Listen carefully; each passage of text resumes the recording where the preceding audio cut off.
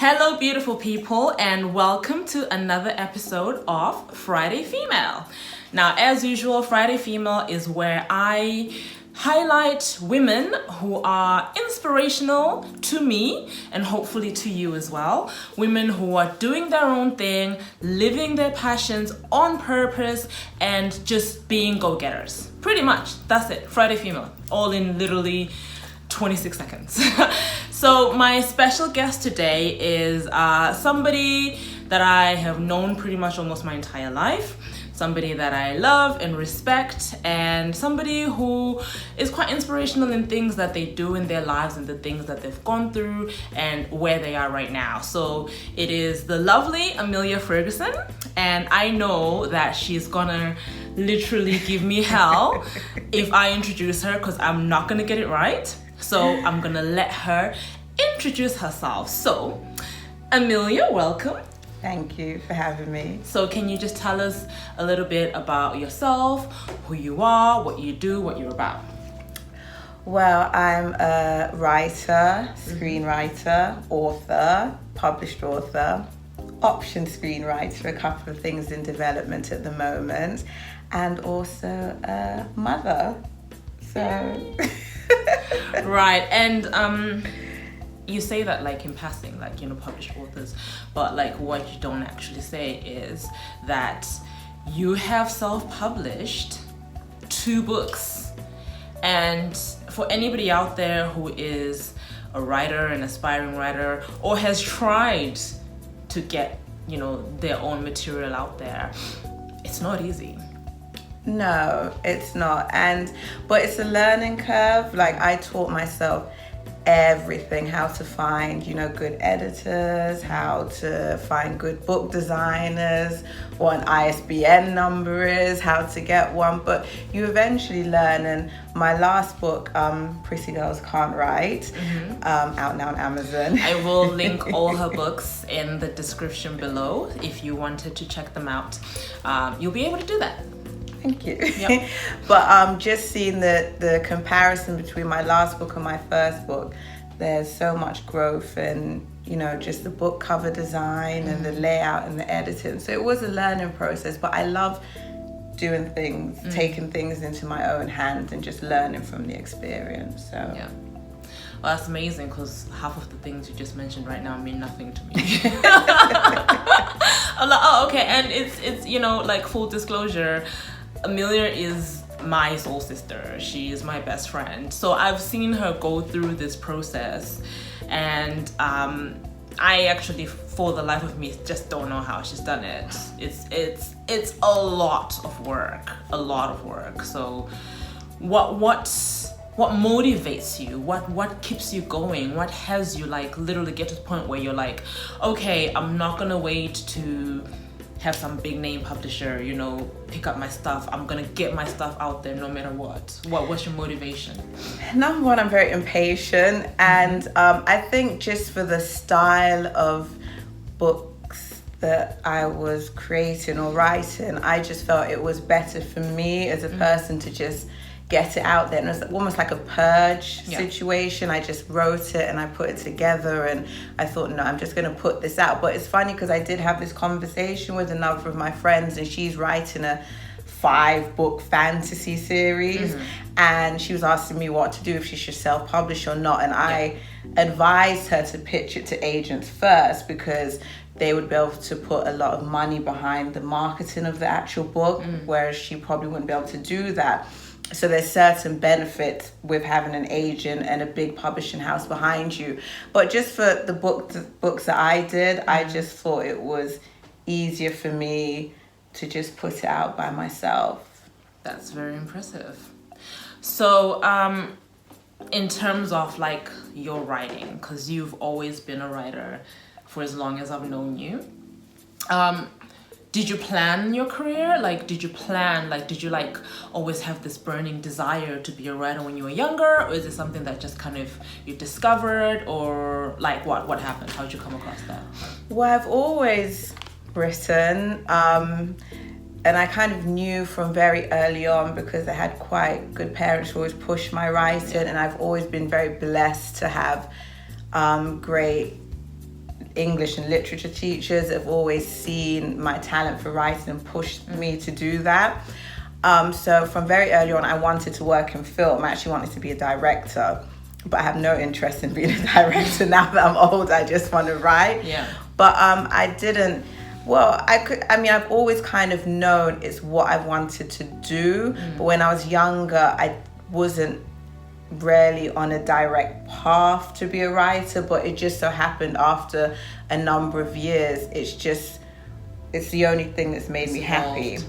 And it's the only thing that I've gotten better at and that I actually have a passion for. Like, I can't imagine myself being a doctor or an accountant. Like, I can only imagine myself being a writer. That's all I know how to do, really.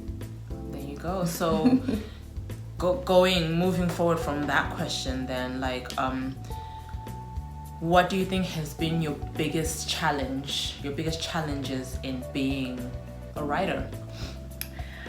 I think motivation and just being disciplined with my craft, because you can get so caught up, because obviously, I can say that I'm a writer, but I've had to do jobs that I didn't really like to obviously pay the bills and stuff like that. So it was quite hard for me going to a job full time and then coming home and wanting to write. And then I went through writer's block where I couldn't write at all and I felt depressed, and it was like a whole big cycle of me not being able to write. But for me, it's just maintaining that discipline and passion. And the one thing that did help me, I must say, is a few years ago, this is probably like 8 years ago, I was putting pressure on myself to write for money. Yes. So it was like I needed to be financially stable from a certain project, and that would put a lot of pressure on me. But as soon as I took the financial aspect of it out and just wrote because that's what made me happy, then the stress and the creativity, the stress went and the creativity just flowed. Yeah. Then that's a really good point to put across, because I find there is that gap that we try to fill as creatives between actually following your passion, pursuing your passion and getting paid and making money from it. Yeah. And for a lot of us, it becomes something that's really difficult to bridge, because we want to pay our bills. We want to be able to pay our bills doing what we love. But it can take a long time and it can be quite a work in progress. So what advice would you give for somebody who's at that stage, who's like, well, I need to I need to get paid, I need to do this, but I'm not getting paid to do this, and so what's the point? I still gotta go work a 9 to 5 or do 40-50 hours a week. What advice would you give to that aspiring writer who's there, because obviously clearly there's nothing wrong with wanting to get paid, right? No. But what advice would you give for them to stay motivated and to keep at it? Well, for me, I think it just comes down to this. It comes down to what makes you happy. At the end of the day, if I wasn't writing, be it getting up in the morning, I don't really write poetry a lot, but if I wasn't doing something creative, I wouldn't be happy. It's like my soul would just be depressed. So I feel like even if you're not guaranteed a big paycheck at the end, you should still write, or you should still sing, or you should still take acting classes, because if you're a creative person, those are things that will keep you happy anyway. So you'll be a happier parent, you'll be a happier employee if you're working for someone, your spirit would just be happier. So of course we all want to get paid, I'm just waiting for my 7-figure for my script check to come in. I love to just be at home on the beach writing, and just get a check. And of course that's what we all dream about. But when I was working full time and I wasn't writing, I was depressed. It was like either way, whether I was getting money or not, I still have to write something. Just as I said, anyone who's in the creative field, they should still just do it just because that's what nourishes them. I totally agree. So in saying that then, my next question to you is, describe your creative process to us. So what does a typical writer's day look like in the world of Amelia Fergusson? I usually get up, watch Judge Judy, and waste time. A little bit of trashy TV, never hurt anyone. I might catch up on all my reality shows, my Real Housewives, Love and Hip Hop, Well, to be honest, I'm a bit of a time waster, which It takes a while for me. And I find it funny because I know of a lot of writers that are like, okay, I need to get up and I need to write for 8 hours straight, and this is just my process. But for me, I think, which I've learned over the past few years, which I've taught myself, because I've had to teach myself this in order to actually finish projects, because no matter how much I may love an idea, I still have the devil on my shoulder, say, oh, just go watch Judge Judy and write later, and then it's 4 days of watching Judge Judy and nothing's been done. So I've learned to break things down into smaller chunks. So I will plan my week for sure, and I'll have a bigger goal, like a 3-month goal, but then that gets broken down into smaller chunks. So every day I'll put, I'm going to write for 2 hours, and it may not even be just actually writing consistently. It could just be planning the story, planning the characters.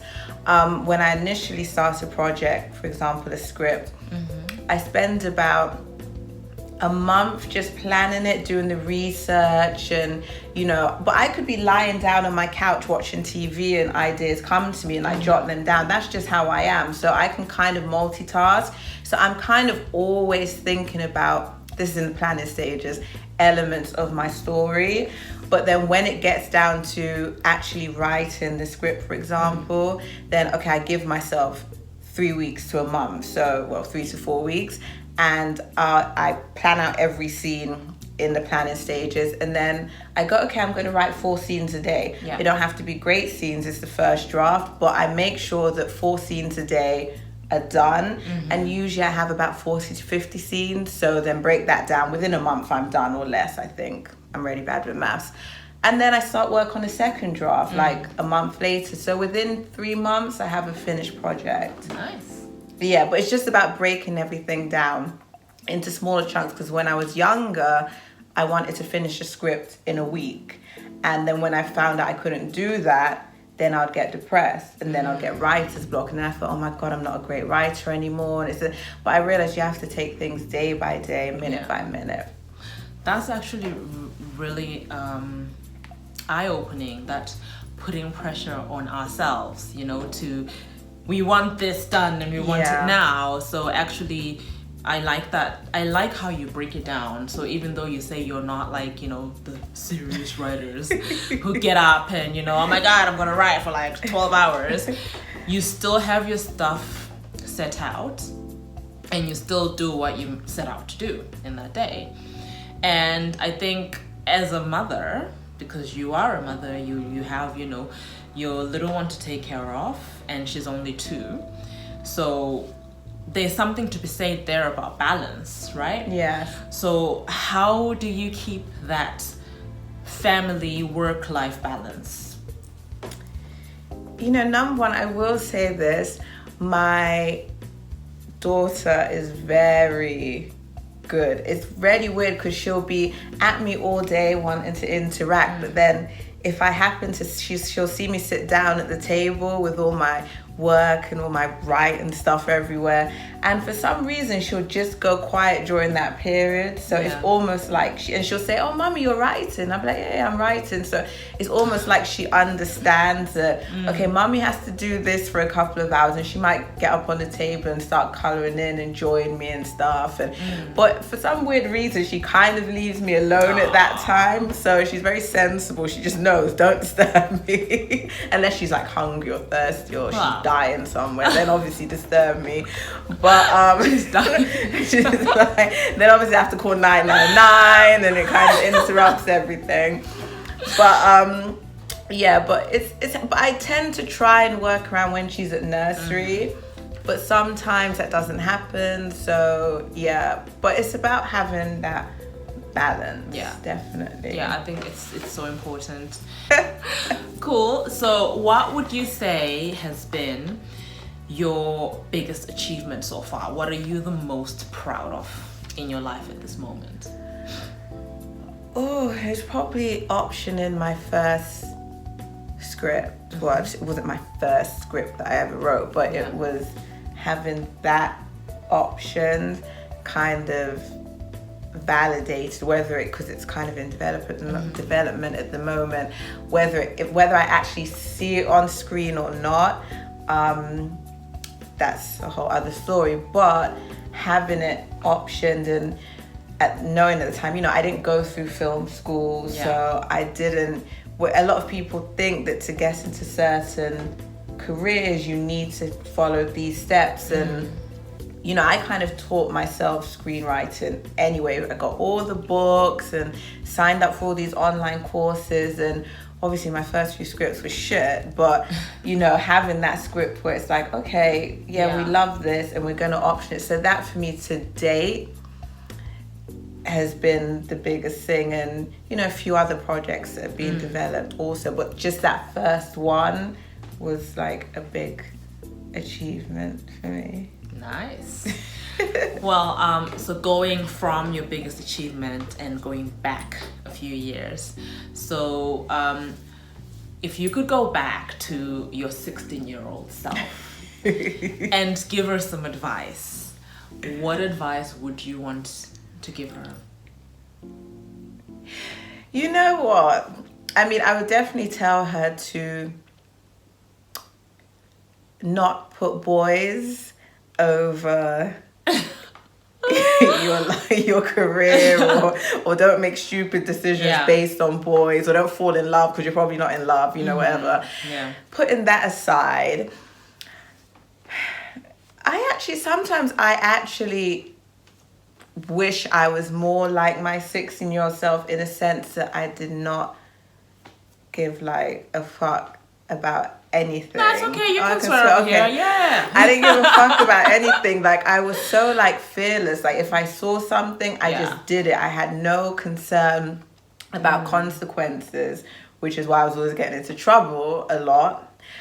But I miss that, because now I'm very cautious, and I'm quite fearful about doing things. And with her, she kind of my old self, she kind of stepped out, did whatever, and didn't really care. Where do you think that fear is coming from, though? Because surely with age, with growth comes experience. So it sounds to me like you feel like you were more of a go-getter at 16, and now you're a bit more cautious and fearful. So where's that coming from? Well, I think for me, as you get older, you kind of worry about what people think about you more, and oh my god, you're a bit older, so maybe you shouldn't be doing this, you shouldn't be doing that. I think it just rarely stems from that. Not that I really do anything that outrageous anymore, but it rarely stems from that. Just that worry about what people think about you, which I really didn't have a few years ago, but the past few years I'm a bit more cautious about things I do, or it's weird. It's weird. I think I suffer from that as well sometimes, but I was a shy kid, so I'm definitely better than I was at the age of 16. Like, I couldn't even talk to people. So. Growth, people, you move on. Yeah. So I asked you what your greatest achievement was so far. Yeah. I'm gonna flip that and ask you, what is your biggest regret in life? Like, what's one of the things that you think about and you're like, man, kind of wish that would have gone different, or could have done that differently. What's that? This probably goes back to me being 16 and talking to myself and not letting boys get in the way of your life. I think the theme here is boys. If you're 16, stay away from boys. Stay away from them. You think you're in love and you're not. But yeah, because I had the opportunity. My parents had, sent me to New York for film school, and I was 17, so I was quite young anyway. but you know, it was paid for by my parents, whatever, and I was in love with, but at this time I lived in the Caribbean, just to set up the context. And I was in love, and they sent me to New York for film school, because at that point, you know, I was interested in film at a young age. That this has always been my thing. And then I was there, and then I was like, oh, but I really miss my boyfriend, who, now that you think about it, really wasn't a boyfriend, because he had about 10 other girlfriends. So I wasn't anything special. He wasn't thinking about you, boo. Exactly. And I threw away my, you know, career at film school, and I flew back to the Caribbean, and basically wasted all my parents' money. And they were like, we're never doing that for you again. And then I got pregnant at 17, going on 18 or 18, I can't remember. Anyway, I had my son, so I can't, you know, say, oh my God, I regretted it, because obviously I have my son, or I do have him. He's not dead. Yeah, he's not dead. He's still alive and kicking. He's alive and kicking.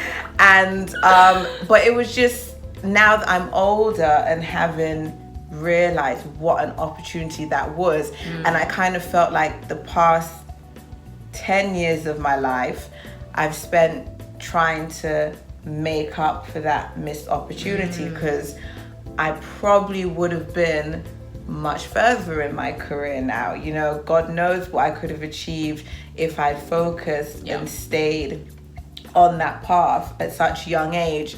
You know, by 25, I don't know, you never know what could have happened, you know? That's true, you never know. But then also maybe going through that and being where you are now, you have a different appreciation for it. Well, yeah, I definitely think I probably would have gotten myself into a lot of trouble if I had a lot of success at a younger age. I probably would have been here talking with you, number one. But yeah, so it probably, you know, I'm a great believer in everything happens for a reason, you know? I agree. I can't really say I regret it, but you know, I do kind of regret the opportunity. I mean, you can regret it and still accept it. And exactly. Be like, okay, that's fine, you know. Yeah, so that's my biggest thing. Everything else I've done, I don't really care. Like, I just like laugh it off. It's like, whatever. Okay, so we know about the advice to your 16-year-old. We know what you do. Where do you see yourself in 5 to 10 years time? What is the big dream, so to say? Like, what's that achievement where 5 years from now you want to look back and be like, man, I made it. This is amazing. Yeah, that I'd probably want my Oscar for best screenplay. Like, I kind of feel like Actually, I shouldn't even be laughing, because it's totally possible. Exactly. Thank you. I apologize. Why the hell not? Right? And I just feel like now there's so many things are going right, because I've rededicated myself to my path, that things just are slowly unraveling. But 5 years, I would definitely love to have an Oscar for best screenplay. If not an Oscar, I'll take a BAFTA, because you know BAFTAs precede Oscars. I mean, I don't want to say it's like a consolation, but you know, but I think even, you know, for me, I mean, obviously I would love an Oscar. Who wouldn't? But I would just like to be recognized as a great writer, and I think for me that comes with not just having one project in the works, but 2 and 3, you know, going on at the same time, which is why I'm always trying to work on the next thing. So there's a few things being looked at by people, and then I'm still working on the, you know, upcoming projects. So you describe that for a little minute. You know, I think there's like a golden nugget in what you just said, and like always. So it's basically what you're saying is not having all your eggs in one basket. No. Why is that important? Why do you feel that you need to do that?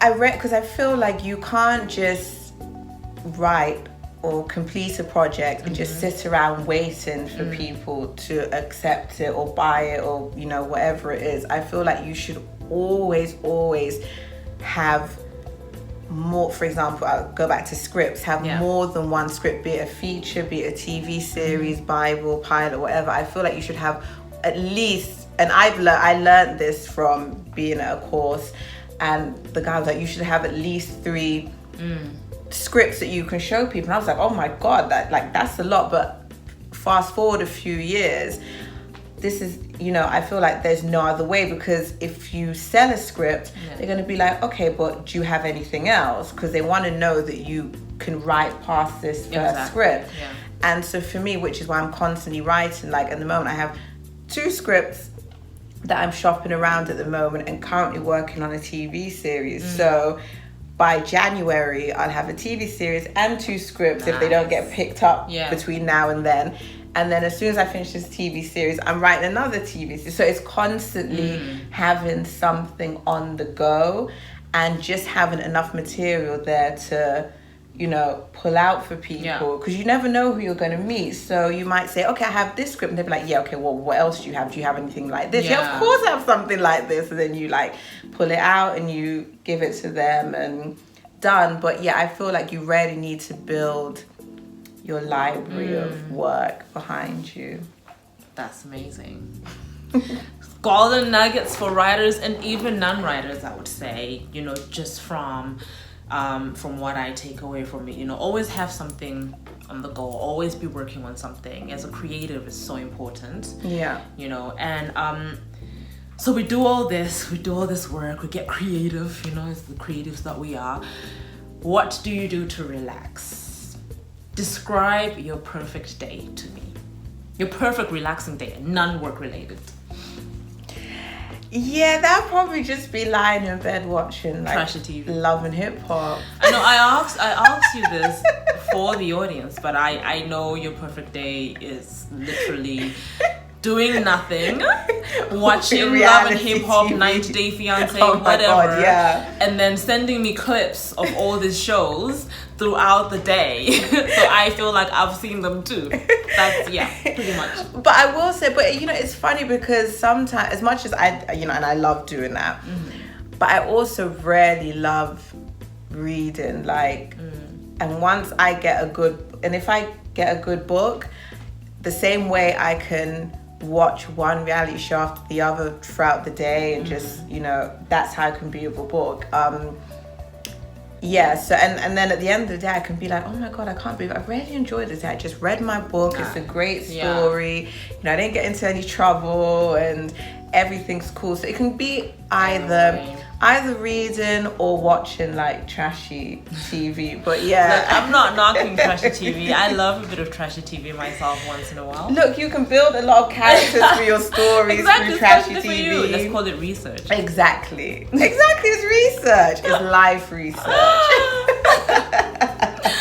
I am so happy that you made the time to sit down with me, be my Friday female. I say made the time. I didn't give you a choice. She ordered me here. She said, make sure you're here at 9:30. I was like, bitch, 9:30.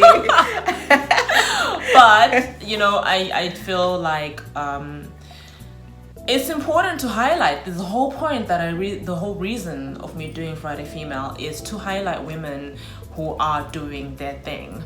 And I think it's important to highlight real women, real females who are just like me and you, who are, hustling. We're all hustling. We're all got that day job with a side hustle. We've got that creative, whether it's creative or whatever it is that you're doing. And for me, that begins at home. It begins with my friends. It begins with my family. It begins with any other people. So thank you for being our Friday Female. So before we leave, tell us where people can find you online, or whatever else you might want to plug, boo. Oh, just Instagram, kind of like a bit social media. Yeah, that's fine. Just tell us your Instagram. But Instagram, it is at Pretty Girls Can't Write. That's also the title of my latest book, which you can buy on Amazon. At Pretty Girls Can't Write. And I will, like I said, add links to where you can find Emilia and you can follow her. She writes a lot of poetry and like deep stuff and, you know, interesting But I'm not that stuff. She's not that deep, but sometimes you're like, whoa, okay. But you are that deep, don't lie. You just pretend that you're not. So this was another installment of Friday Female. Thank you so much for watching, and if you love this video, if you feel like there's somebody, you have a friend who might benefit from some of the tips we shared today, or if you just want to support, girl, like let's support Friday Female. It's all about supporting each other. Please like, share this video, and as usual, love the life you're living. We'll see you next time. Bye.